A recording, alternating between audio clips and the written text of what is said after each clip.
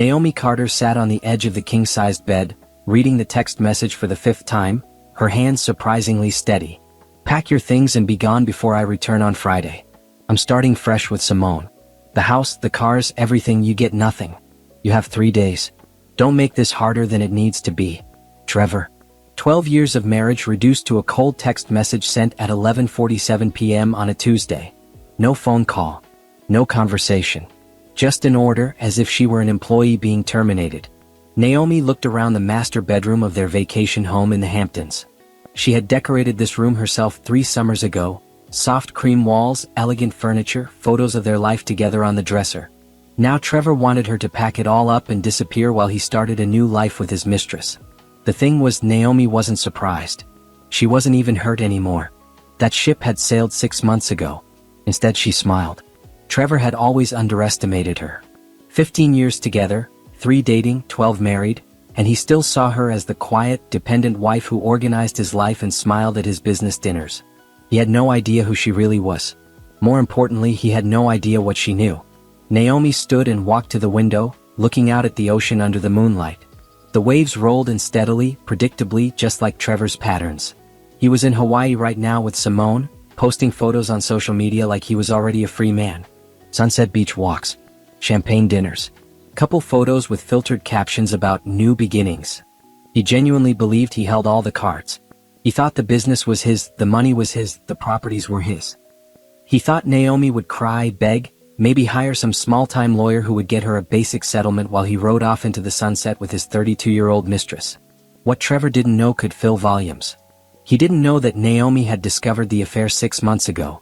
He didn't know she had found the encrypted files. He didn't know she had spent half a year building a case that would destroy him. He didn't know federal agents were just waiting for her signal. Most of all, he didn't know that the dependent housewife he was discarding had already dismantled his entire world piece by piece. Naomi picked up her phone and typed a response. "Okay. I'll be gone by Friday." Simple. Agreeable. Exactly what Trevor expected from her. She hit send and watched the message turn blue. Delivered. Read. Then she opened her secure email and sent a different message to Agent Patricia Ford at the FBI. "He's confirmed he'll be back Friday. Proceed with the plan." Naomi walked to the closet and began packing, but not because Trevor told her to. She was packing because she was moving to her new penthouse in Manhattan, the one she'd purchased 3 months ago with her inheritance money that Trevor didn't control, didn't know about, and would never touch. She folded clothes methodically, remembering the night 6 months ago when everything changed. It was supposed to be a simple task. Trevor had asked her to grab some tax documents from his home office while he was traveling for business. "They're in the filing cabinet," he'd said casually. "Second drawer." But when Naomi opened that drawer, she found more than tax documents. She found a USB drive tucked behind a folder, labeled in Trevor's handwriting, ST Holdings Private. ST Holdings was their company.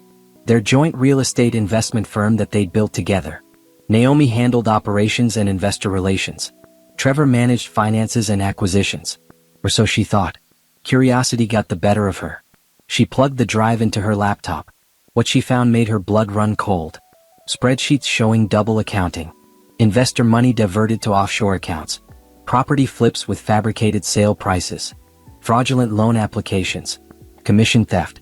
Embezzlement stretching back 5 years. And Simone's name everywhere. Simone Reed, their supposed financial consultant, was actually Trevor's partner in crime. She was the one setting up the shell companies. She was the one laundering the money. She was the one who had been sleeping with Trevor for 3 years while helping him steal millions from investors who trusted them. Naomi had sat in that office until 3 in the morning, copying every file, photographing every document. Her hands shook. Her stomach churned. But her mind was crystal clear. Trevor wasn't just having an affair. He was a criminal. And Simone wasn't just a mistress. She was an accomplice. The next morning, Naomi woke up and made Trevor breakfast like she always did. She kissed him goodbye like she always did. She smiled and asked about his day like she always did. But inside, everything had changed. She wasn't going to scream or throw dishes or file for a dramatic divorce. That's what Trevor would expect. That's what he could control. Instead, Naomi decided to do something Trevor would never see coming. She was going to bury him. For 6 months, she played the perfect wife. She attended his business dinners. She smiled at Simone across conference tables. She organized Trevor's schedule. She made love to him when he wanted. She never let on that she knew anything. While Trevor and Simone thought they were clever, Naomi was building a case that would send them both to prison. Now, standing in the vacation home bedroom with her suitcase half-packed, Naomi allowed herself a moment of satisfaction. Trevor's text message was the final piece she needed. Written evidence of his intent to abandon the marriage and deprive her of assets. His lawyers would have a field day trying to explain that away. She finished packing and carried her bags to the car. 3 days until Friday. 3 days until Trevor came home expecting an empty house and a broken woman. Instead, he would find federal agents with handcuffs and a warrant for his arrest. Naomi drove away from the vacation home without looking back. The ocean waves kept rolling. The world kept turning. And Trevor Carter had no idea his life was about to end. 6 months earlier, Naomi had been a different person. Not naive exactly, but trusting. She believed in her marriage. She believed in Trevor. She believed in the life they'd built together. That Tuesday evening in late March changed everything. Trevor had called her around 6 o'clock. "Hey babe, I'm stuck at the acquisition meeting in Boston. It's going to run late. Can you do me a favor?" "Of course," Naomi had said, stirring pasta sauce on the stove. "What do you need?" "I need the Riverside property tax documents for tomorrow's meeting with the accountant. They're in my office filing cabinet, second drawer. Gray folder labeled Riverside 2023. Can you scan them and email them to me?" "No problem. I'll do it right after dinner. You're the best. Love you." "Love you too." Simple. Routine. The kind of favor she'd done 100 times before. Naomi finished making dinner, ate alone at their dining table while scrolling through her phone, then headed to Trevor's home office. It was a beautiful room, dark wood desk, leather chairs, floor-to-ceiling windows overlooking their garden. Trevor called it his thinking space. She opened the filing cabinet and found the gray folder exactly where he said it would be. But as she pulled it out, something fell behind the drawer. A small metallic sound. Naomi frowned and pulled the drawer out further. A USB drive had fallen into the gap between drawers. It was black, unmarked except for a small label in Trevor's handwriting, ST Holdings Private. ST Holdings was their company. Their joint venture. They'd started it 8 years ago, combining Trevor's finance background with Naomi's operations expertise. It had grown into a successful real estate investment firm with over 40 properties and 200 investors. But Naomi had never seen this USB drive before. And why would it be hidden behind a drawer? She picked it up, turning it over in her hand. The logical thing would be to put it back and mind her own business. It was probably nothing. Backup files, old records, boring financial data. But something nagged at her. Trevor had been distant lately. Late nights at the office. Weekend business trips, that seemed excessive. Phone calls he took in other rooms.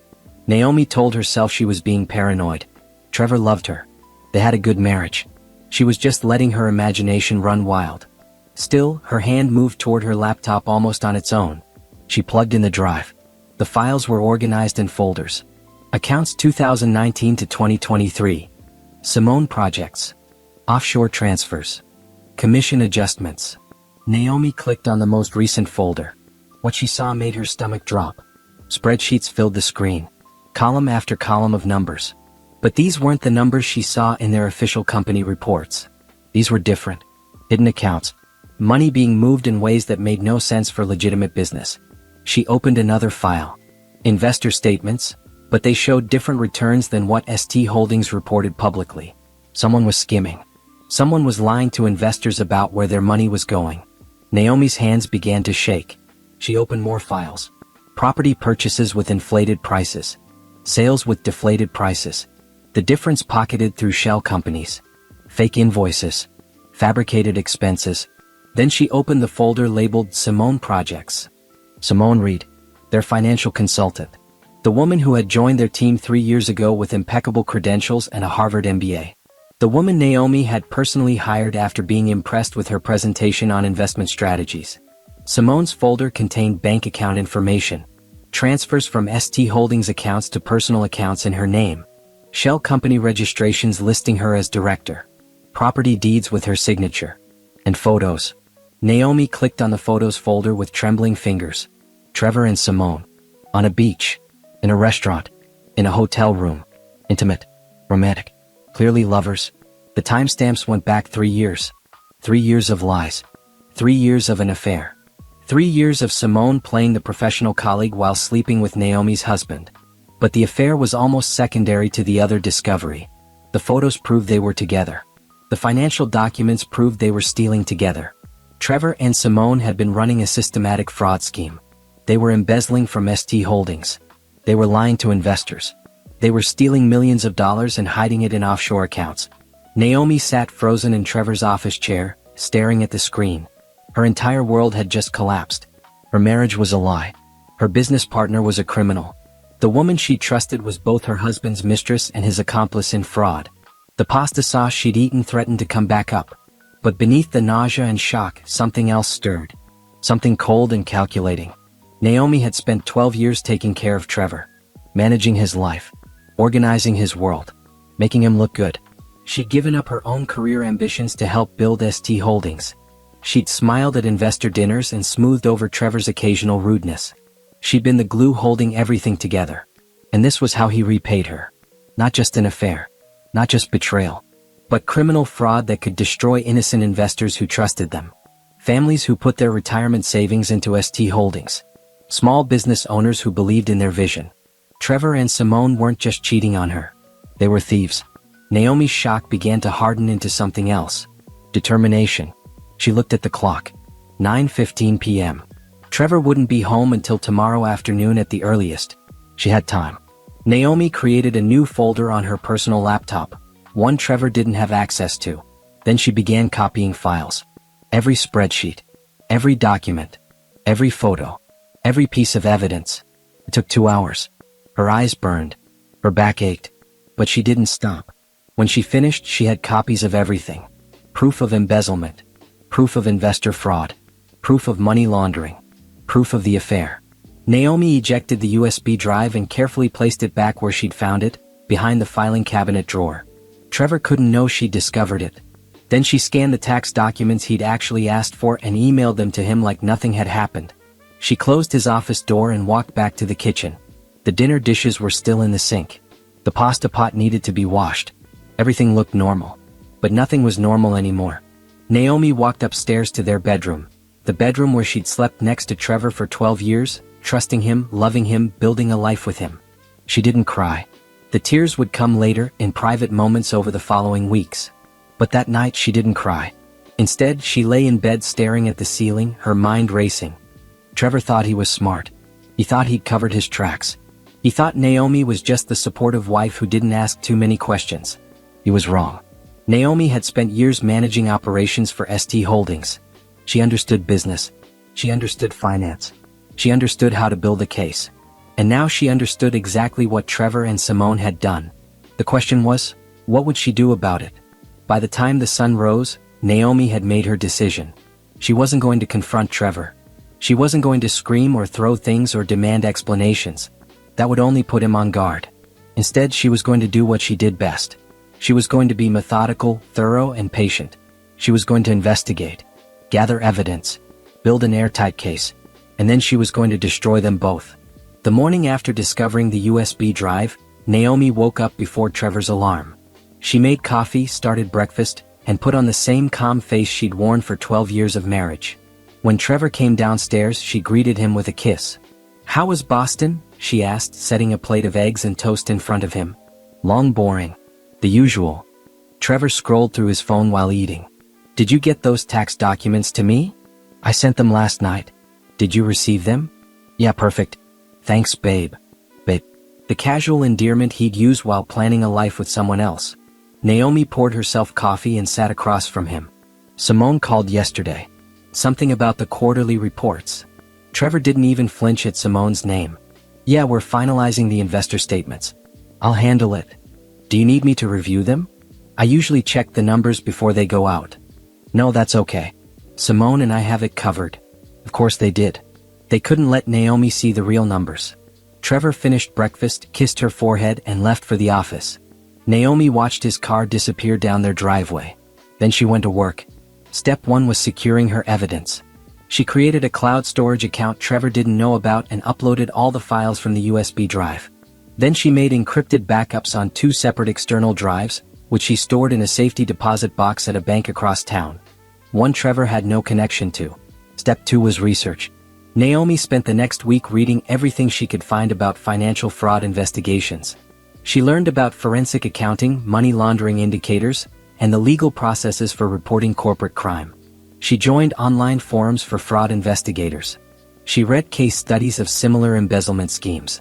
She had to understand exactly what Trevor and Simone had done before she could prove it.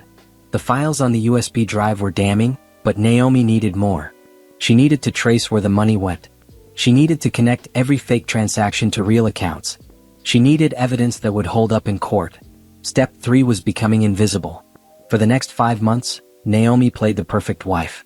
She smiled at Trevor's business dinners. She made small talk with Simone at company events. She organized Trevor's schedule. She never asked suspicious questions. She never let her mask slip.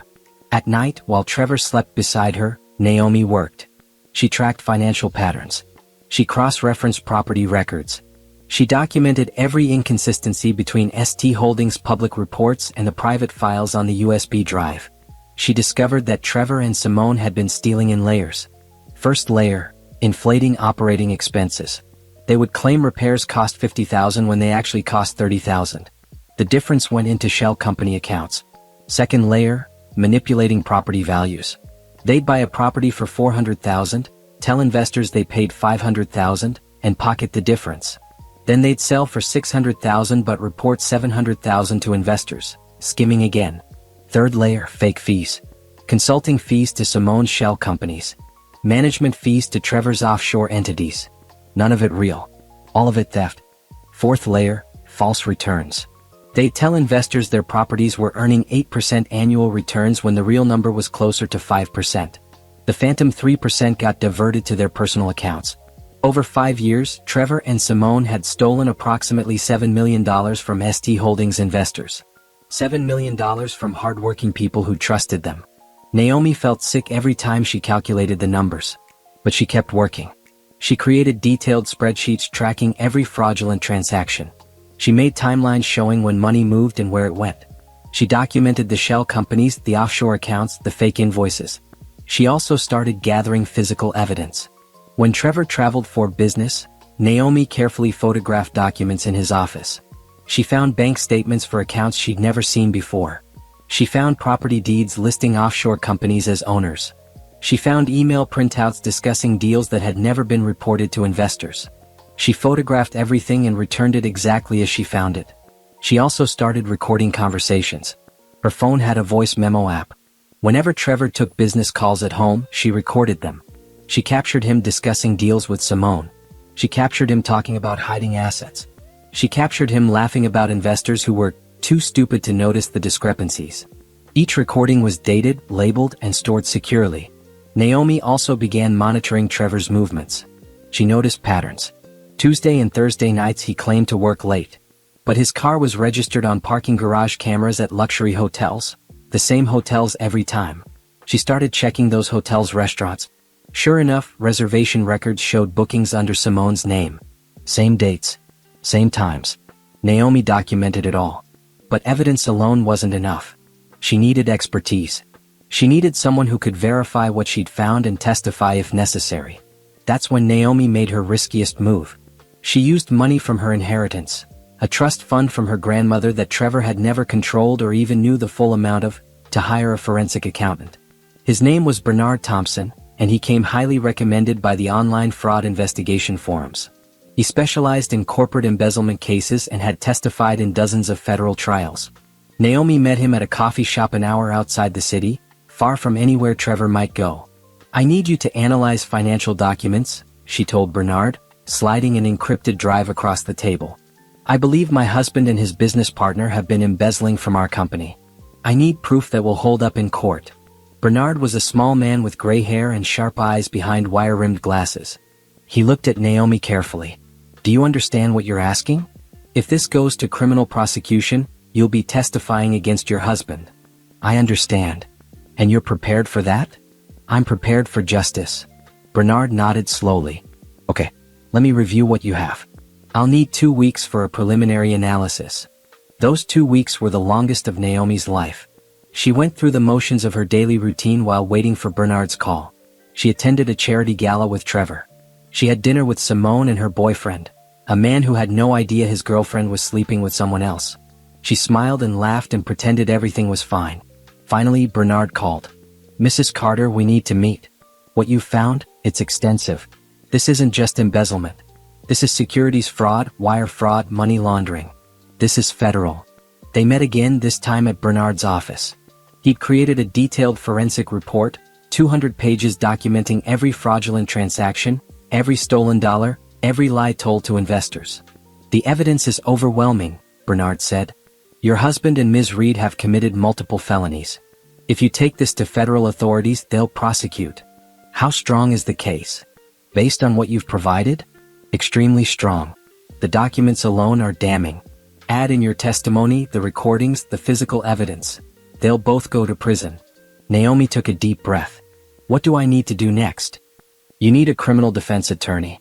Not for yourself, but to arrange cooperation with federal investigators. You were an unwitting victim here, but you're also a principal in the company. You need legal protection." Bernard gave her a name. Rebecca Torres. A former federal prosecutor who now defended white-collar crime cases and negotiated cooperation agreements. Naomi called her that night. Within a week, she had legal representation. Rebecca reviewed all of Naomi's evidence, consulted with Bernard's forensic analysis, and made a determination. "You have one of the strongest fraud cases I've ever seen," Rebecca told her. "The FBI will want this. But we need to be strategic. You can't tip off your husband. You can't change your behavior. You need to keep gathering evidence until we're ready to move." "How long?" "A few more months. I need to arrange cooperation agreements, immunity for you, and get the FBI organized. In the meantime, document everything. Record everything.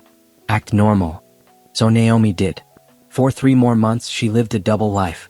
Loving wife by day, investigator by night. She attended Trevor's 45th birthday party and smiled as he blew out candles on a cake she'd made. She went to Simone's baby shower. The woman was pregnant by her boyfriend, not Trevor, and gave an expensive gift.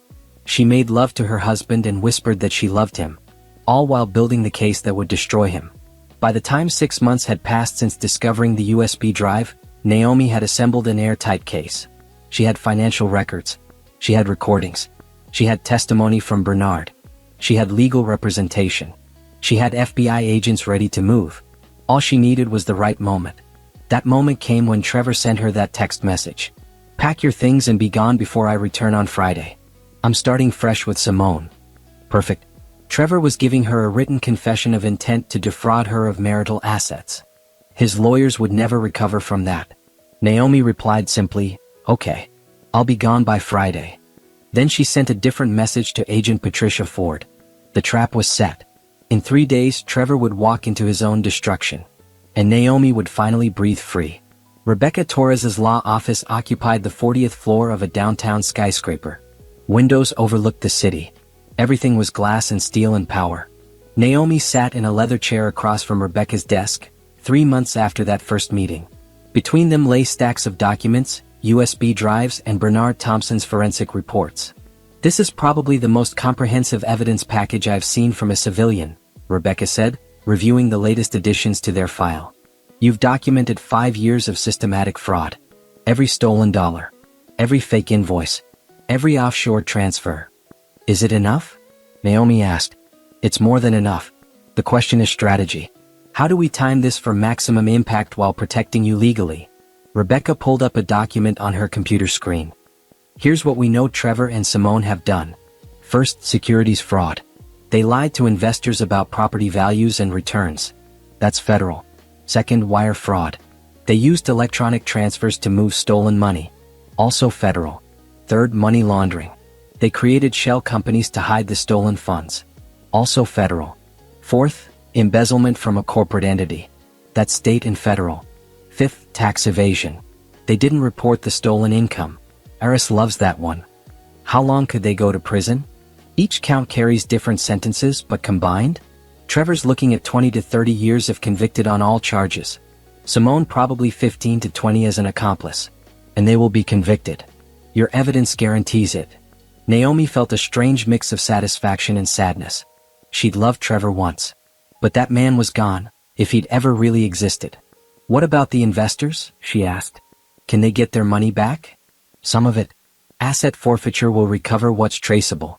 The offshore accounts, the properties purchased with stolen funds, all that gets seized and distributed to victims. They won't get everything, but they'll get significant restitution. Rebecca leaned forward. Now let's talk about protecting you. You're a principal in ST Holdings. Technically, some of this fraud happened under your name, even though you didn't know about it. We need to establish you as a cooperating witness, not a co-conspirator. What does that mean? It means you get immunity in exchange for your testimony. The FBI wants Trevor and Simone more than they want you. You give them everything you found, you testify at trial, and you walk away clean. What do I have to do? Keep doing what you're doing. Document everything. Don't confront Trevor. Don't change your behavior. Act like nothing's wrong. In the meantime, I'll coordinate with the FBI. We'll prepare for the arrest. We'll arrange asset protection for you. We'll make sure you're insulated from any criminal liability. Over the next 2 months, Naomi met with Rebecca weekly. They refined their strategy. They organized evidence. They prepared Naomi's testimony. Naomi also met with Agent Patricia Ford twice. Patricia was a senior investigator with the FBI's Financial Crimes Unit. She was tall, no-nonsense, with short gray hair and eyes that missed nothing. Their first meeting was at a secure federal building downtown. "Mrs. Carter," Patricia said, shaking Naomi's hand firmly, "your attorney has briefed me on what you found. I need to verify the evidence independently, but if it's as strong as she says, you're helping us build one of the most solid fraud cases we've seen this year." "I just want justice," Naomi said quietly. "For the investors who trusted us. For the families who lost money. You'll get it? Walk me through how you discovered this." Naomi explained the USB drive, the late-night research, the months of documentation. Patricia took notes, asked sharp questions, and nodded with approval. "You've done investigative work that would make seasoned agents proud," Patricia said. "Your documentation is thorough. Your evidence chain is clean. You didn't contaminate anything. This is good work. What happens next? We verify everything. We get warrants. We coordinate with federal prosecutors. And when we're ready, we move. Trevor and Simone won't know what hit them." The second meeting came a month later. By then, the FBI had completed their independent investigation. They'd verified Naomi's findings. They'd traced the money. They'd confirmed the fraud. "We're ready to move," Patricia told her. "We have warrants for both Trevor's and Simone's arrest. We have seizure orders for all known assets. We have court orders freezing accounts. When we arrest them, we'll be taking everything." "When?" "That depends on you. When can you arrange for Trevor to be at a specific location where we can arrest him without complications?" Naomi thought about it. "He's planning a trip with Simone next month. They're going to Hawaii. They think I don't know." "How do you know?" "I saw the confirmation email when I was checking our joint account for documentation. He booked it under his personal email, but the charge came through our shared credit card." Patricia smiled grimly. "Perfect. Let him go on his trip. Let him think he's free. Then we'll arrange for his return. Can you be away from the house when we make the arrest?" "I can arrange that." "Good. Because we'll need to search the property. It'll be traumatic even for someone who knows it's coming. Better if you're not there." Naomi understood. Watching federal agents tear apart the home she'd lived in for 12 years would be painful, even knowing Trevor deserved it. While the FBI prepared their case, Naomi prepared herself. She knew she needed to protect her own assets. Trevor would try to hide money when he realized what was happening. He'd try to drain accounts. He'd try to sell properties. She needed to move first. Working with Rebecca, Naomi identified what she could legally secure before the arrests. First, her inheritance. The trust fund from her grandmother that Trevor didn't control. That money was already in accounts only she could access. Second, her personal property. Jewelry, art, items that were gifts to her specifically. She quietly moved these to storage. Third, joint assets she was entitled to. Rebecca filed emergency motions to freeze marital assets and protect Naomi's share. The courts agreed, given the impending criminal charges. Trevor wouldn't be able to access those funds without court approval. Fourth, her business equity. ST Holdings was jointly owned. But with Trevor facing criminal charges for defrauding the company, Naomi could petition for emergency control. Rebecca filed those motions too. By the time Trevor sent that dismissive text message, Naomi had secured everything that mattered. She'd also made other preparations. She found a penthouse apartment in Manhattan. 2 bedrooms. Floor-to-ceiling windows. Bright and modern. A fresh start. She set up new bank accounts, new credit cards, new phone number for personal use. Trevor still had her old number, but she'd switch after the arrest. She hired a therapist. Dr. Susan Miller specialized in trauma recovery and divorce counseling. Naomi knew she'd need support after everything exploded. She also started planning her next move professionally. ST Holdings was finished. Even if the company survived legally, the reputation was destroyed. Investors would flee. Partners would bail. The company would collapse. But Naomi had skills. She had experience. She had ethics. She could start fresh. Build something new. Something honest. She spent evenings researching business structures, market opportunities, and ethical investment strategies. She took online courses in compliance and regulatory oversight. She studied companies that had built reputations on transparency and investor protection. By the time Trevor texted her that dismissive message, Naomi had a business plan ready to launch the day after his arrest. The night before Trevor returned from Hawaii, Naomi packed the last of her belongings from their mansion. Photos of her family, not Trevor, just her parents and sister. Books, clothes, keepsakes from her life before Trevor. She walked through each room one final time. The living room where they'd hosted investor dinners. The kitchen where she'd made thousands of meals. The bedroom where she'd slept beside a man she thought she knew. She felt no nostalgia. Only relief that this chapter was ending. Naomi loaded the last box into her car and drove to her new penthouse. She unpacked in silence, arranging her belongings in clean, bright spaces that smelled of fresh paint and new beginnings. Then she sent her confirmation to Agent Patricia Ford. He returns tomorrow afternoon. I'm clear of the property. Proceed as planned. Patricia's reply came within minutes. Agents will be in position by noon. Warrants are signed. You did good work, Naomi. Justice is coming. Naomi set down her phone and looked out her new windows at the city lights. Somewhere out there, Trevor was on a plane with Simone, believing he'd won. Believing he'd outsmarted everyone. Believing his life with his mistress was about to begin. He had no idea that his life as he knew it ended tomorrow. Naomi slept soundly that night for the first time in 6 months. Tomorrow everything changed. The morning of Trevor's arrest, Naomi woke early in her new penthouse. Sunlight streamed through floor-to-ceiling windows, casting bright light across hardwood floors. Everything here was clean, modern, hers alone. No shadows. No secrets. No lies. She made coffee and sat by the window looking out at the city waking up. Her phone buzzed with a message from Agent Patricia Ford. Teams in position. We move at 2 p.m. when his flight lands. Stay available by phone. Naomi replied with a simple thumbs up. Then she set her phone down and took a deep breath. This was it. The moment 6 months of planning came together. But Naomi had one more task to complete first. She opened her laptop and pulled up the files Rebecca Torres had prepared. Legal documents that would execute the moment Trevor was arrested. Papers that would protect her future while his crumbled. Emergency motions to freeze marital assets. Petitions for sole control of legitimate business operations. Requests for court orders preventing Trevor from accessing joint accounts. Lawsuits to recover stolen funds. Everything ready to file the moment federal charges were announced. Rebecca had been thorough. Every legal angle covered. Every asset protected. Every escape route blocked. The key is timing, Rebecca had explained during their last meeting. The moment Trevor is arrested, we flood the courts with motions. We establish you as a cooperating witness and a victim. We secure your assets before his lawyers can react. We control the narrative from day one. Naomi reviewed each document carefully. Property deeds for real estate in her name. Bank statements showing her inheritance accounts that Trevor never controlled. Investment records proving her independent financial standing. Character references from business associates, investors who knew her work ethic, community members who respected her.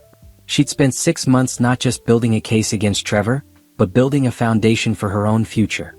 The inheritance from her grandmother had been substantial. Money Trevor never knew the full amount of. He knew about the initial inheritance, but not about the trust that matured when Naomi turned 35. That money had funded her investigation, her legal team, her new apartment, and her exit strategy. Naomi had also quietly transferred assets she was legally entitled to. Joint accounts she'd contributed to. Property she'd co-signed for but that was titled in both names. Investment returns from her personal funds that had been pooled with Trevor's.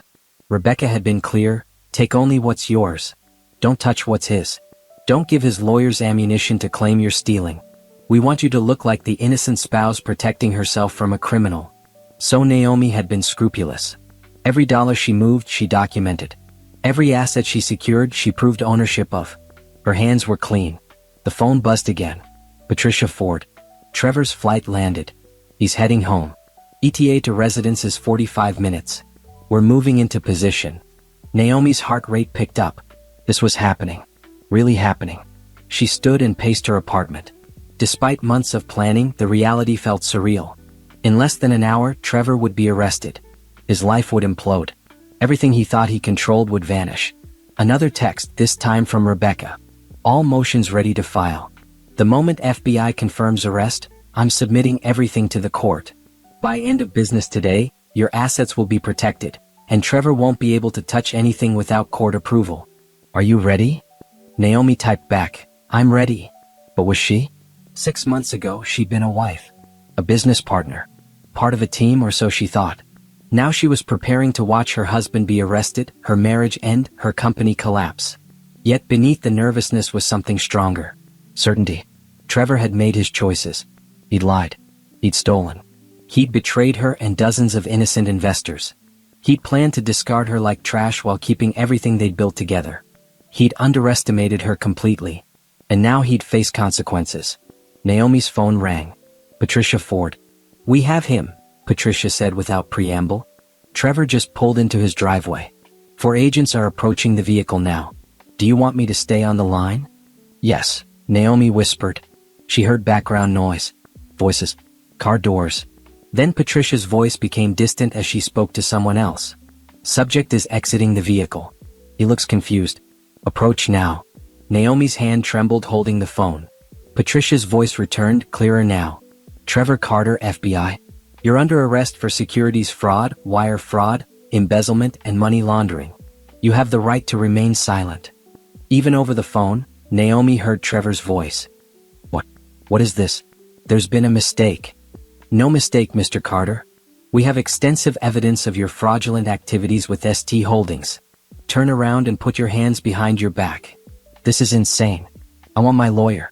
Where's Naomi? Where's my wife? Naomi closed her eyes. Even now, Trevor was trying to use her. Probably planning to blame her somehow. Claim she was involved. Drag her down with him. Too bad she'd planned for that too. Your wife is safe and cooperating with our investigation, Patricia said firmly. She's the one who provided evidence of your crimes. Silence. Then Trevor's voice, shocked and furious. Naomi did this? Naomi? Yes, Mr. Carter. Your wife documented your embezzlement scheme. Every transaction. Every lie. Every offshore account. She gave us everything. Naomi heard Trevor start to shout, but his voice was drowned out by agent commands. Car doors slammed. Engine sounds faded. Patricia's voice returned. He's in custody heading to federal holding. Naomi, you did it? He's done. What about Simone? Team 2 arrested her at her apartment 12 minutes ago. She's in custody too. Both of them will be processed, arraigned, and held pending bail hearings. Naomi let out a breath she didn't know she'd been holding. What happens next? We execute search warrants at both properties and ST Holdings offices. We'll seize computers, documents, financial records. We'll freeze accounts. We'll start asset forfeiture proceedings. By tonight, Trevor and Simone won't have access to any of the stolen money. And the investors? We'll contact every investor by end of week. We'll explain the fraud, the recovery process, and their rights. Some money will be lost, but we'll recover a significant portion through asset seizure. They'll get restitution. Thank you, Patricia. Thank you, Naomi. You did the hard work. You built this case. You gave us everything we needed. Without you, Trevor and Simone would still be stealing. After hanging up, Naomi sat in silence for several minutes. It was done. 6 months of secret investigation. 6 months of playing the obedient wife. 6 months of documenting crimes while pretending everything was fine. All of it had led to this moment. Her phone buzzed with messages from Rebecca. Arrest confirmed. Filing all motions now. 3 minutes later, first motion filed. Freezing marital assets. 5 minutes later, second motion filed. Securing your business equity. 10 minutes later, emergency custody petition for property filed. 15 minutes later, all documents submitted. Judge will review by end of day. Your assets are protected, Naomi. Trevor can't touch anything now. Naomi stood and walked to her windows. The city stretched below her, full of possibilities. Somewhere in that city, Trevor was sitting in a federal holding cell, probably still in shock. Somewhere else, Simone was doing the same. Both of them had thought they were smarter than everyone else. Both had thought they'd get away with it. Neither had counted on Naomi. That evening, Rebecca called with an update. Judge approved everything. Marital assets are frozen. Your personal assets are protected. ST Holdings is under temporary receivership pending investigation. Trevor's bail hearing is tomorrow, but given the flight risk and the offshore accounts, prosecution will argue for no bail. He'll probably stay locked up until trial. How long until trial? 6 months to a year. But Naomi, they're going to plead guilty. The evidence is overwhelming. No competent lawyer will let this go to trial. They'll negotiate plea deals to reduce sentences. But they'll still go to prison. Oh yes, even with plea deals they're looking at significant time. Trevor's probably facing 15 to 20 years. Simone maybe 10 to 15. They destroyed people's lives. The judge won't be lenient. After the call, Naomi ordered dinner and ate by her window, watching the sun set over the city. Tomorrow she'd start the next phase. Building something new. Something honest. Something that would help repair the damage Trevor had caused. But tonight, she allowed herself to simply breathe. The trap she'd spent 6 months building had finally sprung shut. Trevor had told her to pack up and be gone. To disappear quietly while he started fresh with his mistress. She'd done exactly that. She'd left. She'd started fresh. But on her terms. Not his. Let him think he'd won. Let him believe his plan was working. The fall would be so much harder. That evening, Naomi met with Bernard Thompson, her forensic accountant. He'd prepared his final report, a comprehensive analysis of Trevor and Simone's fraud scheme that would serve as the government's primary evidence. This is devastating, Bernard said, tapping the report. Every transaction traced. Every stolen dollar accounted for. Every lie documented.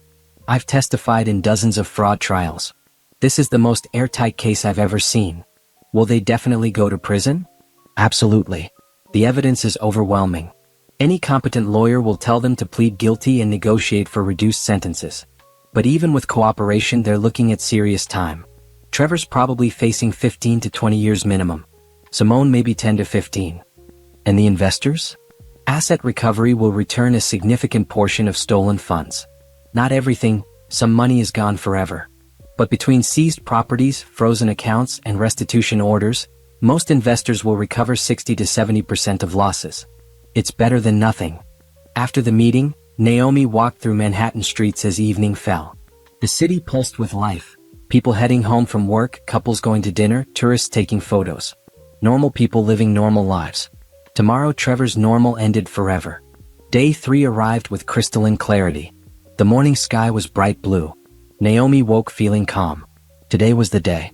She dressed carefully, professional clothes, minimal makeup, her grandmother's necklace for strength. She looked at herself in the mirror and saw someone different from 6 months ago. Stronger. Clear. Ready. Agent Patricia Ford called at 9 a.m. Trevor's flight lands at 1:30 p.m. He'll arrive at his house around 2:15. We'll arrest him in the driveway. Are you prepared? I'm prepared. And you're certain you want to be on the phone during the arrest? You don't have to hear this. I want to hear it. I need to know it's really happening. Understood. I'll call you when we have him in sight. The hours until 2 p.m. passed slowly. Naomi tried to work, reviewing business plans for her future company, answering emails, organizing files. But her mind kept drifting to Trevor on that plane, probably holding Simone's hand, probably discussing their future together, completely unaware. She pulled up Trevor's social media one last time. His latest post was from that morning, a photo of him and Simone at the airport in Hawaii, caption reading, "New beginnings. New chapter. So grateful for this journey." The comments were supportive. Friends congratulating them. People who had no idea what Trevor had done. People who would be shocked when the news broke tomorrow. Naomi closed the app. Let them have their illusions for one more day. Reality would crash down soon enough. At 1 p.m., Naomi's phone buzzed. Rebecca Torres. All motions are ready. I'm standing by to file the moment Patricia gives us the signal. Are you okay? I'm okay. This is it, Naomi. Everything you've worked for. Everything you've documented. It all comes together today. You should be proud. I will be. once it's done. At 1:45, Patricia Ford texted, "Flight landed. Subject is collecting luggage. Estimate 30 minutes to residence." Naomi sat by her window, phone in hand, watching the city below. Somewhere out there, Trevor was getting into a car, probably tired from the flight, probably eager to get home to what he thought was his house, his money, his new life. 2:15 p.m. Phone rang. Patricia Ford. "He's 2 minutes out. Do you want to stay on the line?" "Yes." Naomi heard background noise. Car engines. Radio chatter. The sounds of law enforcement preparing to move. "Subject's vehicle just turned onto the street," Patricia said. "Silver Mercedes. One occupant visible. He's alone." Simone took a separate car to her apartment. "It makes both arrests cleaner." Naomi's heart pounded. "He's pulling into the driveway now. He's parking. He's getting out of the car. He looks tired. He has luggage. He's walking toward the front door." "Now," Patricia said to someone else. "Go, go, go." Naomi heard car doors slam. Running feet. Shouted commands. "Trevor Carter. FBI. Stop where you are. Put your hands where we can see them." Then Trevor's voice, confused and panicked. "What? What is this? There's been some mistake." "No mistake, Mr. Carter. You're under arrest for securities fraud, wire fraud, money laundering, and embezzlement.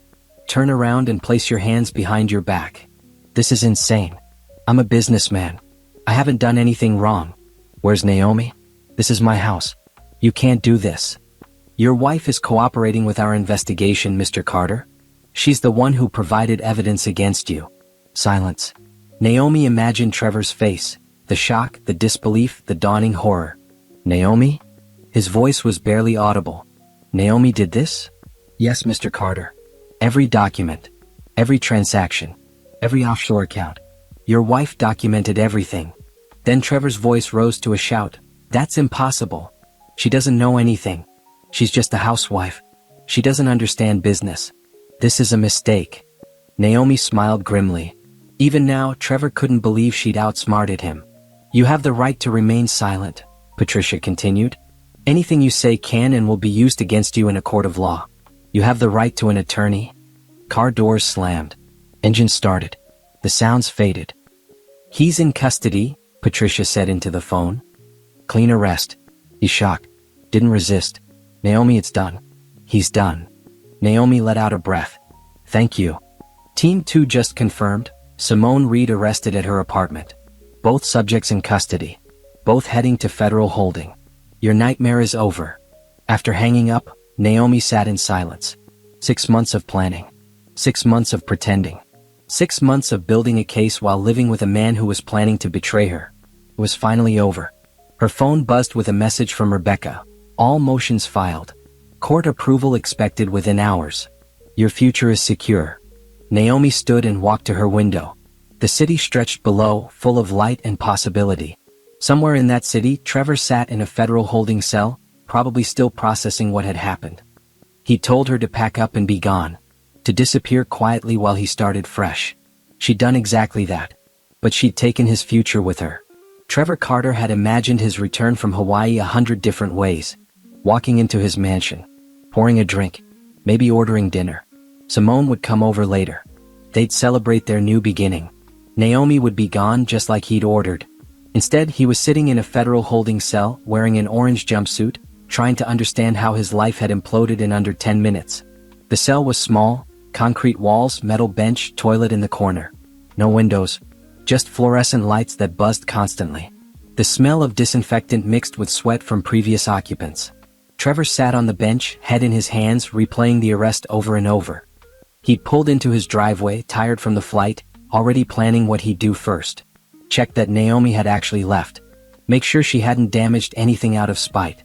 Call his lawyer to start divorce proceedings. Then car doors slammed. Men in FBI jackets surrounded him. Guns drawn. Shouting commands. "Trevor Carter. FBI. Hands where we can see them." His first thought was that there'd been a mistake. Some confusion. He was a successful businessman. He had powerful friends.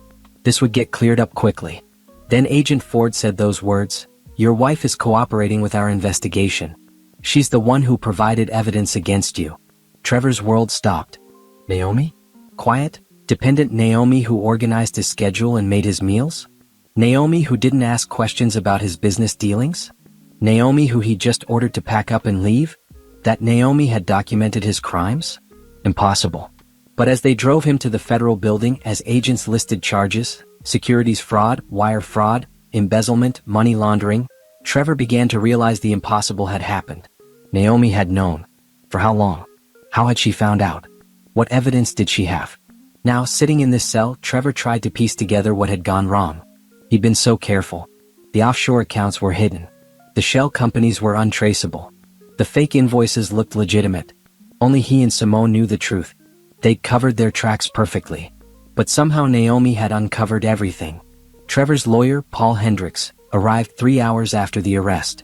Paul was expensive, sharp, and usually effective at making problems disappear. He sat across from Trevor in a small interrogation room looking grim. "Trevor, I'm going to be direct with you.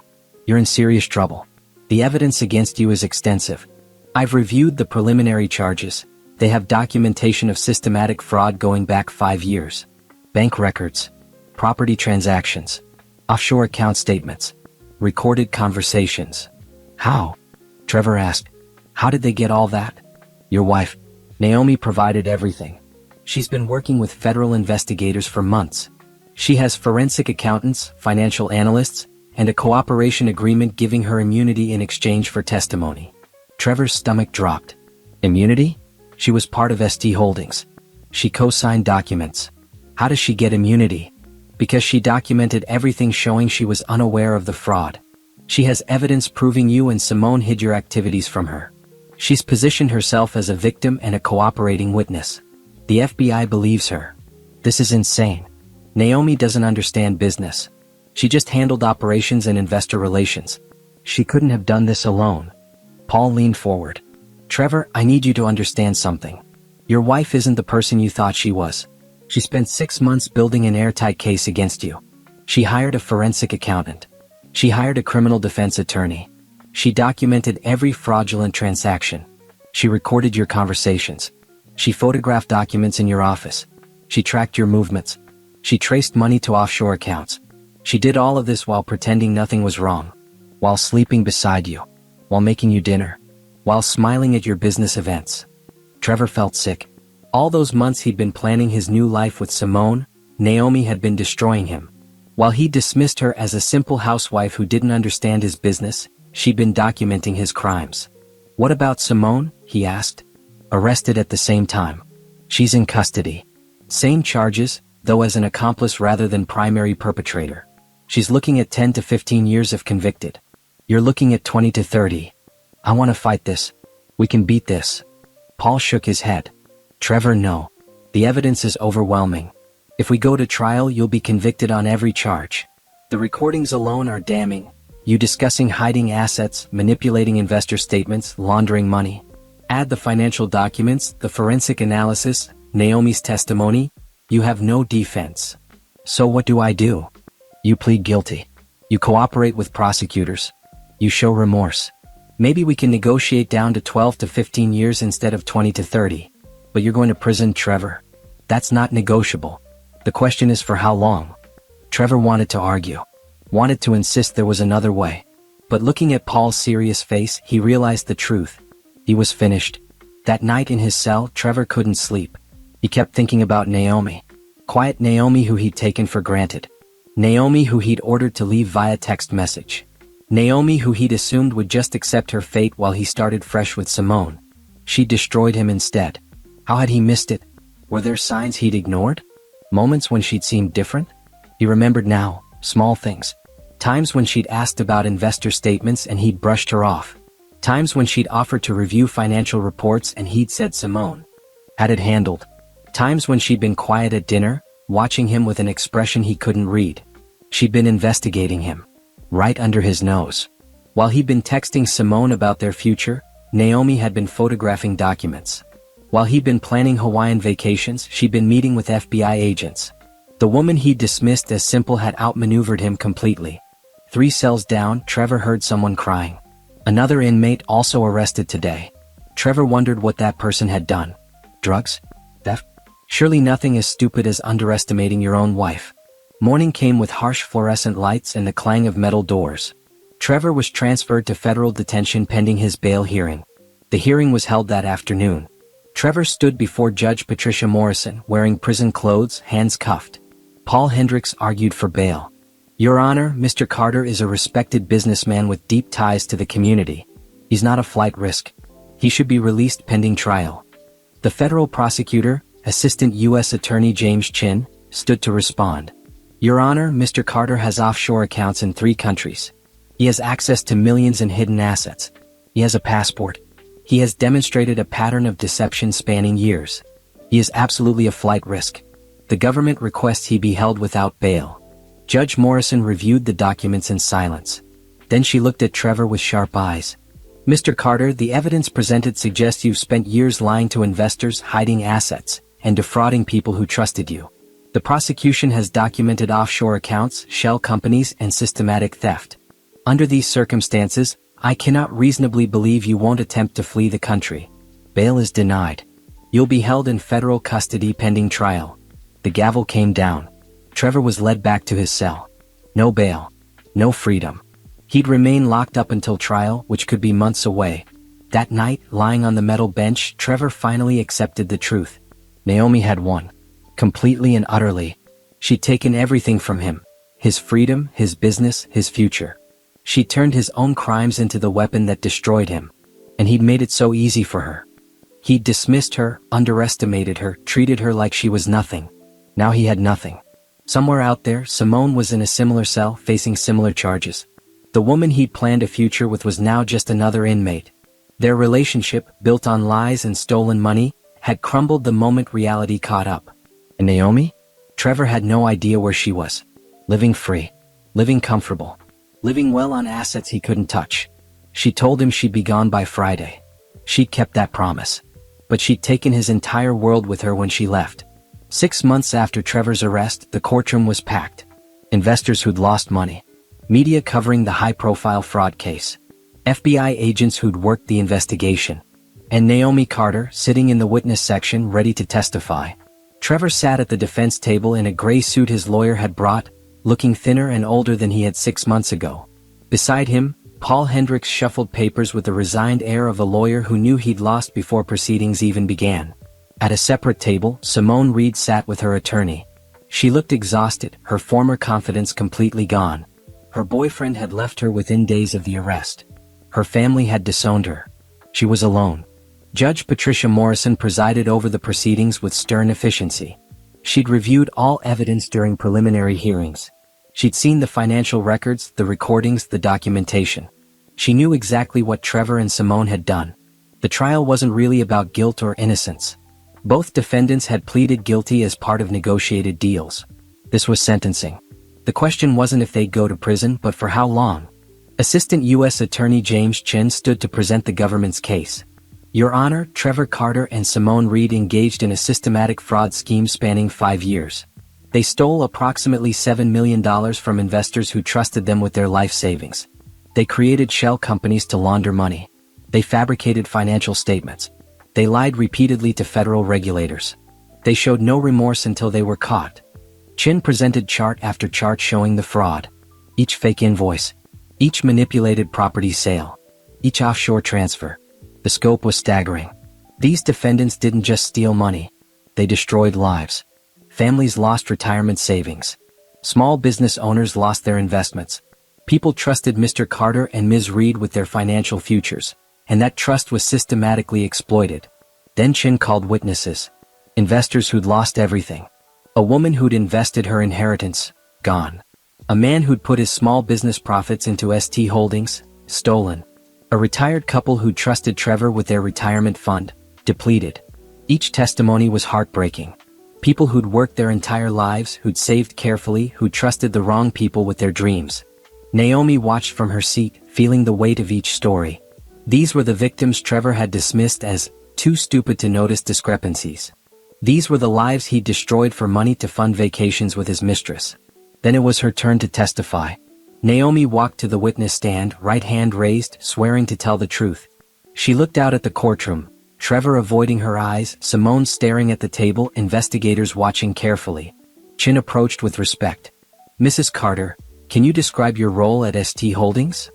I handled operations and investor relations. I managed property acquisitions, coordinated with contractors, and communicated with our investors about their portfolios. Were you aware of the fraudulent activities your husband and Ms. Reed were conducting? No. I discovered them by accident 6 months before the arrests when I found encrypted files in my husband's office. What did you do after discovering these files? I documented everything. I hired a forensic accountant to verify what I'd found. I contacted federal authorities. I spent 6 months gathering evidence while maintaining normalcy at home so Trevor wouldn't suspect I knew. Why did you do this rather than simply confront your husband? Naomi looked directly at Trevor for the first time. He finally met her eyes. Because confronting him would have given him time to hide evidence, to destroy documents, to transfer money beyond recovery. I wanted justice for the investors he'd stolen from. I wanted him to face consequences for his crimes. And I wanted to make sure he couldn't hurt anyone else. Chin presented more questions. Naomi answered each one calmly, factually. She described finding the USB drive, copying files, recording conversations, building the case. Trevor's lawyer, Paul Hendricks, cross-examined her, trying to suggest she'd been more involved than she claimed. But Naomi's documentation was thorough. Every email showed Trevor excluding her from financial decisions. Every recorded conversation had Trevor and Simone discussing hiding information from her. Every forensic report confirmed she'd been kept in the dark. Paul gave up after 20 minutes. Then Trevor's defense presented their case. Paul tried to portray Trevor as a man who'd made mistakes under financial pressure, who'd convinced himself he was borrowing money temporarily, who'd lost his way but could be rehabilitated. It rang hollow. The evidence showed years of systematic, calculated theft. This wasn't a mistake. It was a criminal enterprise. Simone's lawyer tried a similar approach. She was young. She'd been influenced by Trevor. She'd made poor choices but deserved a chance at redemption. Judge Morrison listened to everything impassively. Then she spoke. I've reviewed all evidence and testimony. Mr. Carter and Ms. Reed engaged in deliberate, systematic fraud. They stole from hardworking people who trusted them. They showed no remorse until caught. They attempted to hide assets even after arrest. These were not mistakes. These were choices. The judge looked at Trevor. Mr. Carter, you were in a position of trust. Investors believed in you. Your wife trusted you. You exploited that trust to steal millions. You showed no regard for the people you hurt. Your only concern was your own enrichment and your affair. Then to Simone. Ms. Reed, you were educated and experienced enough to know what you were doing was wrong. You helped create the infrastructure for this fraud. You benefited financially. You were Mr. Carter's partner in crime in every sense. Judge Morrison's voice hardened. The court finds that substantial sentences are necessary to reflect the seriousness of these crimes, promote respect for the law, provide just punishment, and deter others from similar conduct. She paused, letting the words sink in. Trevor Carter, you are sentenced to 25 years in federal prison, followed by 5 years of supervised release. You will pay restitution of $3.2 million, which represents your share of traceable stolen funds. You will forfeit all properties and assets acquired with stolen money. Trevor's face went white. 25 years. He was 45 years old. He'd be 70 when he got out, if he got out. A quarter century in prison. Simone Reed, you are sentenced to 18 years in federal prison, followed by 3 years of supervised release. You will pay restitution of $1.8 million. You will forfeit all properties and assets acquired with stolen money. Simone began crying. 18 years. Her life was effectively over. Both defendants will be remanded to federal custody immediately. This court is adjourned. The gavel came down. U.S. Marshals moved forward to take Trevor and Simone into custody. Trevor finally looked at Naomi one last time. His eyes held shock, anger, and maybe something like regret. Naomi met his gaze steadily. She felt no satisfaction in his suffering, no joy in his sentencing, just a quiet sense of justice. He'd stolen from innocent people. He'd lied to families. He'd betrayed the woman who'd built a life with him. And he tried to discard her like she meant nothing. Now he faced consequences. Trevor and Simone were led away in handcuffs. The courtroom began to empty. Investors approached Naomi, thanking her for her courage, for standing up, for doing the right thing even when it meant testifying against her own husband. One elderly woman who'd lost her retirement savings hugged Naomi with tears in her eyes. You gave us justice. Thank you. Outside the courthouse, media surrounded Naomi. Cameras flashed. Microphones thrust forward. Mrs. Carter, how do you feel about the verdict? Naomi spoke calmly. I'm glad the court held Trevor and Simone accountable for their crimes. The investors who were hurt deserve justice. I hope they can rebuild what was stolen from them. Will you continue in the real estate business? I'm starting a new company focused on ethical investment practices and investor protection. I want to help rebuild trust in the industry and make sure what Trevor did never happens to these investors again. Do you have any message for your husband? Naomi paused, choosing her words carefully. I hope he uses his time in prison to understand the harm he caused and become a better person. But my focus isn't on Trevor anymore. It's on the future and helping others. She left the courthouse with her head high. Rebecca Torres walked beside her, a satisfied smile on her face. You did it, Naomi. Justice served. Trevor gets a quarter century. Simone gets 18 years. They'll spend the best years of their lives in prison. And the investors? Asset forfeiture recovered about $4.5 million. Combined with restitution orders, most investors will recover 60 to 70% of their losses. It's not everything, but it's substantial. That evening, Naomi stood in her penthouse looking out at the city lights. Justice had been served. Trevor and Simone would spend decades in prison. Investors would get some of their money back. But more than that, Naomi had proven something to herself. She wasn't the dependent housewife Trevor had thought she was. She wasn't weak. She wasn't helpless. She was strong. She was capable. She was someone who stood up for what was right even when it was hard. Trevor had underestimated her. He dismissed her. He tried to throw her away. And she'd made sure he'd spend 25 years regretting that choice. 6 months after the sentencing, Naomi stood in the lobby of her new office building in downtown Manhattan. The space was bright and modern. Glass walls, clean lines, natural light flooding through floor-to-ceiling windows. The reception area displayed her company logo in brushed steel letters, Carter Investments Group. She'd kept her married name not out of sentiment for Trevor, but because she'd earned the reputation that came with it. Before the scandal, the Carter name meant successful real estate investment. Trevor had tainted that reputation, but Naomi was reclaiming it, rebuilding it into something honest. Her assistant, Rachel, a sharp 26-year-old MBA graduate, approached with a tablet. Miss Carter, the investors are here for the quarterly review. They're waiting in the conference room. Thank you, Rachel. Let's not keep them waiting. Carter Investments Group had launched 3 months after Trevor's sentencing. Naomi had used a portion of her protected assets, money Trevor had never controlled, to establish a boutique real estate investment firm with a different mission. No more hidden fees. No more complicated structures. No more offshore accounts. Everything transparent. Everything documented. Everything designed to protect investors rather than exploit them. Her first clients were the very people Trevor had defrauded. Naomi had reached out to each one personally, offering them a chance to rebuild their portfolios with someone they could trust. Someone who'd proven she'd fight for them. Not all had accepted. Some were too hurt. Some couldn't forgive the association with Trevor. Naomi understood. But many had said yes. They'd seen Naomi testify against her own husband. They'd watched her sacrifice her marriage for justice. They believed in her integrity. Now, 6 months in, Carter Investments Group managed $15 million in assets for 32 investors. Small by industry standards, but growing. And every single investor knew exactly where their money was, what it was doing, and how it was performing. Naomi walked into the conference room where a dozen investors waited. She recognized each face, people she'd apologized to personally, people whose trust she was earning back one honest transaction at a time. Good morning, everyone. Thank you for being here. Let's review our Q3 performance. She pulled up presentations showing every property investment. Each acquisition had been vetted by independent appraisers. Each sale was documented with public records. Each expense was itemized and justified.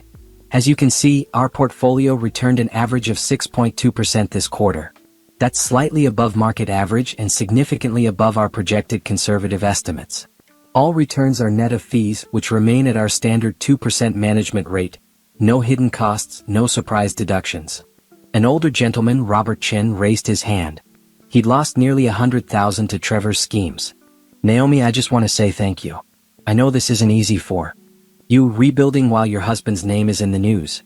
But you've been honest with us from day one. You've given us transparency. You've earned back my trust. Others nodded agreement. A woman named Diane Martinez spoke up.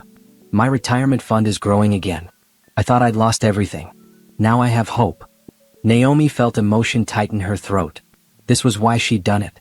Not revenge against Trevor, that was just justice. This was about healing the damage he'd caused. I'm honored by your trust, she said quietly. I promise to keep earning it every single day. After the meeting, Naomi returned to her office. The space was simple but elegant. A desk she'd chosen herself. Photos of her family, her parents, her sister, but none of Trevor. Awards she'd earned in her career. Certificates showing her new certifications in fiduciary responsibility and ethical investing. On her wall hung a framed copy of the first dollar her new company earned. A reminder of starting over. Of building something new from the ashes of what Trevor had destroyed. Rachel knocked on the door. Miss Carter, you have a meeting at the foundation in an hour. And the interview with Financial Times is scheduled for 3 p.m. Thank you, Rachel. The foundation. That was Naomi's other project, one she was even more passionate about. Using a portion of the recovered stolen money, funds designated for public good rather than investor restitution, Naomi had established the Phoenix Rising Foundation. Its mission was to help women rebuild their lives after financial abuse, divorce, or betrayal. The foundation offered free financial literacy classes, legal consultations for women navigating divorce, business planning support for women starting fresh, temporary housing assistance, job training. Everything a woman needed to become financially independent. Naomi had experienced firsthand how vulnerable financial dependence could make someone. Trevor had assumed she'd be helpless without him.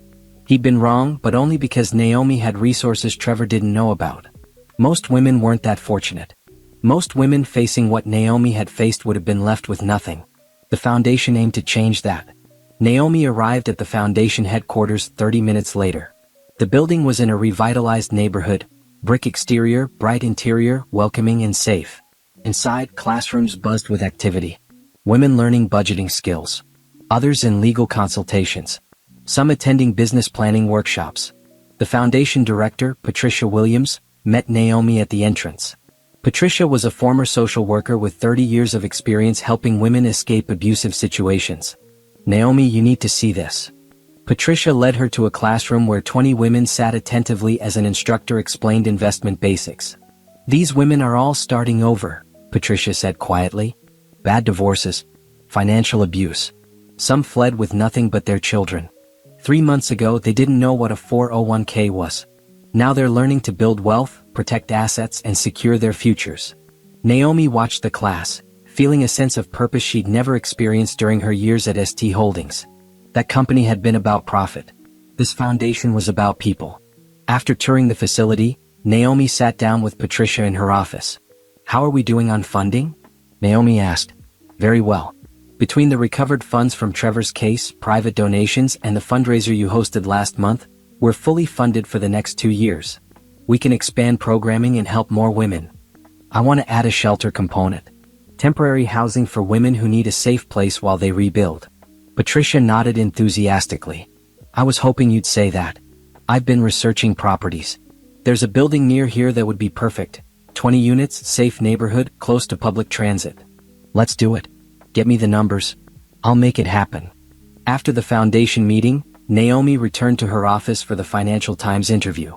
The reporter, Susan Crawford, was professional and thorough. Miss Carter, 6 months ago you testified against your husband in one of the largest fraud cases of the decade.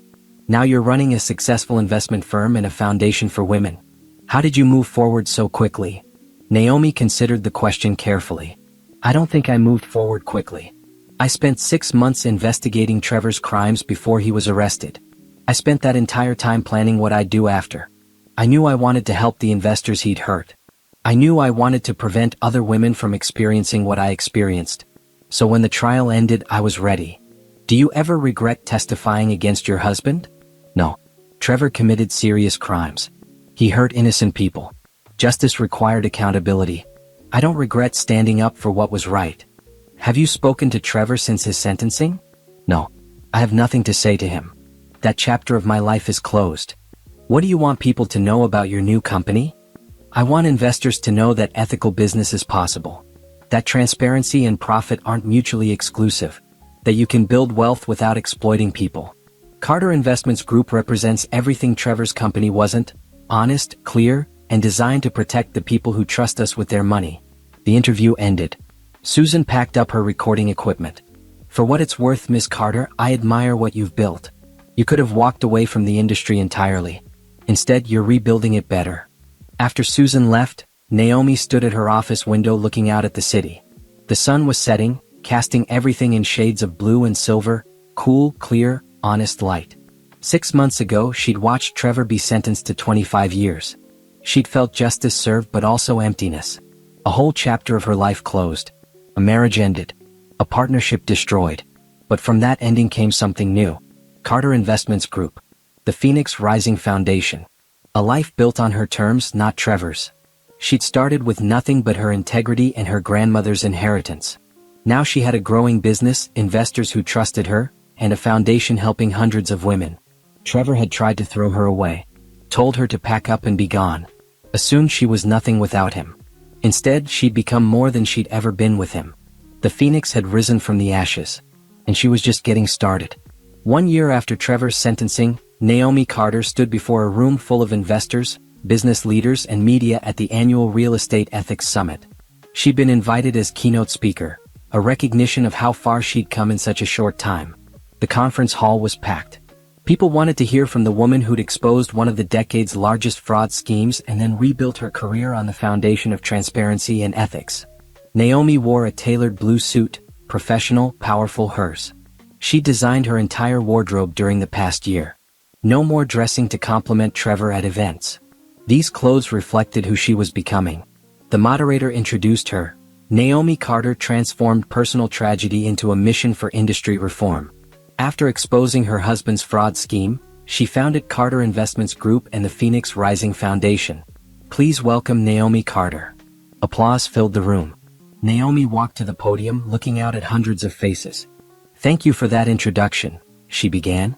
"A year ago, I testified against my husband in federal court. People ask if that was the hardest thing I've ever done. The answer is no. The hardest thing was the 6 months before, living with someone I loved while knowing he'd betrayed everything we'd built together. Pretending nothing was wrong while documenting his crimes. Smiling at business dinners while planning his arrest. That was hard. The room was silent, attentive. But I did it because doing the right thing isn't always easy. Sometimes justice requires sacrifice. Sometimes integrity demands we make choices that hurt. I could have ignored what Trevor did. I could have taken my share and walked away quietly. But innocent people had been hurt. Families had lost their savings. And I had the evidence to stop it." Naomi spoke for 30 minutes about ethics in business, transparent investing, and protecting the vulnerable from exploitation. She shared lessons learned from Trevor's fraud, how warning signs existed, how oversight mechanisms had failed, how better regulation could prevent similar schemes. When she finished, the applause was thunderous.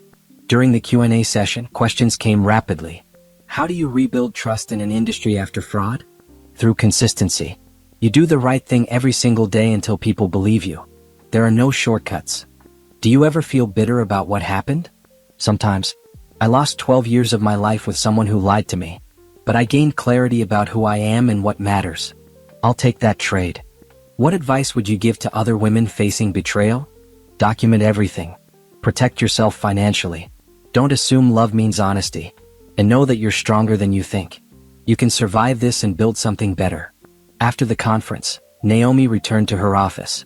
Carter Investments Group now occupied an entire floor of a downtown building. The staff had grown to 15 employees. Assets under management had reached 40 million. Small by industry standards but significant for a year-old company built on the ruins of her husband's scandal. More importantly, every single client knew exactly where their money was and how it was performing. No hidden fees. No fake returns. No lies. Rachel met her at the elevator with updates. "Miss Carter, the Phoenix Rising Foundation called. The new shelter opens next week and they want you at the ribbon cutting. Also, 3 new investor inquiries came in today. And you have a personal message marked urgent."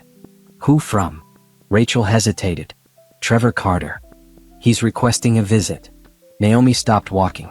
She hadn't heard from Trevor since the trial. Hadn't spoken to him. Hadn't wanted to. What does he want? The message just asks if you'll visit him at the federal facility. It says it's important. Naomi stood in her office hallway, considering. Part of her wanted to ignore the request. Trevor had no right to her time or attention. He'd made his choices. Now he lived with consequences. But another part was curious. What could he possibly want after a year in prison? Tell him I'll visit once. That's all. Schedule it for next week. The following Thursday, Naomi drove 2 hours to the federal correctional facility where Trevor was serving his sentence. The building was concrete and wire, institutional, cold, designed for punishment rather than comfort. Security processed her through multiple checkpoints. Then a guard led her to a visitation room, white walls, metal table, chairs bolted to the floor. Trevor entered 5 minutes later. Prison had changed him. He'd lost weight. His hair had grayed. Lines marked his face that hadn't been there before. He wore standard prison clothes and moved with none of his former confidence. They sat across from each other, silent for a long moment. "Thank you for coming," Trevor said finally. His voice was quiet, different from the commanding tone she remembered. "I'm here once. Say what you need to say." "I didn't do it for you, Trevor. I did it for the families whose savings you stole. For the people who trusted us and got betrayed." "I know. And I'm glad you did. I needed to be stopped. I'd convinced myself the stealing was temporary, that I'd pay it back. But I wouldn't have. I would have kept going until everything collapsed. You stopped me before I hurt even more people." Naomi felt no satisfaction in his admission. Just a quiet acknowledgement that justice had been appropriate. "How are you doing?" Trevor asked. "I hear about your company sometimes. Inmates get news. There was an article about your foundation. I'm doing well. Better than I've ever done, actually. I'm building something real. Something honest. Something that helps people instead of hurting them." "I'm glad. You deserved better than what I gave you. You deserved a real partner, not a criminal who lied to you for years." "Yes, I did." They sat in silence again. There was so much that could be said. 12 years of marriage, shared experiences, moments that had once meant something. But it all felt distant now, like stories about different people. "I don't expect forgiveness," Trevor said. "I don't deserve it. But I wanted you to know I'm sorry. And I'm using my time here to try to become someone better. I'm taking classes, working with prison counselors, trying to understand why I made the choices I made." "That's good, Trevor. I hope you find whatever you're looking for. What about you? Are you happy?" Naomi considered the question carefully. "I'm building something meaningful. I'm helping people. I'm financially secure. I'm independent. I'm respected in my industry. So yes, I'm happy. Not in the way I imagined when we got married, but in a better way. A more honest way. Do you ever think about what we had? Before everything went wrong?" "Sometimes. But Trevor, I don't think we ever really had what I thought we had. You were lying for years. The marriage I thought I was in didn't actually exist. So there's nothing real to miss." Trevor nodded slowly. "You're right. I'm sorry for that too." The guard knocked on the door. Time was up. Naomi stood. "I hope prison gives you time to reflect and change, Trevor. I really do. But this is the last time we'll speak. I'm moving forward with my life, and that life doesn't include you. I understand. Goodbye, Naomi. And thank you for everything you built and for stopping me from destroying more lives." Naomi walked out without looking back. The drive home was quiet. She felt a sense of closure that hadn't existed before. The marriage was truly over, not just legally but emotionally. Trevor was part of her past, a chapter that had ended. The next week brought new beginnings. The Phoenix Rising Foundation opened its shelter, 20 apartments for women rebuilding their lives. Naomi attended the ribbon cutting, surrounded by women who'd found safety and support through the foundation. One woman, Ana Rodriguez, spoke at the ceremony. "I left my husband with nothing but my 2 children and a suitcase. I didn't know how I'd survive. The foundation gave me financial literacy classes, legal help, and temporary housing.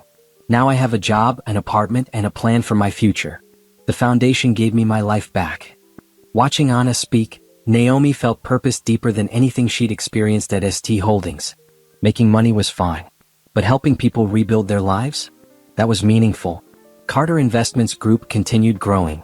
By the end of the year, assets under management reached 60 million. More importantly, investor satisfaction ratings were extraordinarily high. People trusted Naomi because she'd proven her integrity. Naomi also began speaking nationally about ethics in finance, investor protection, and women's financial empowerment.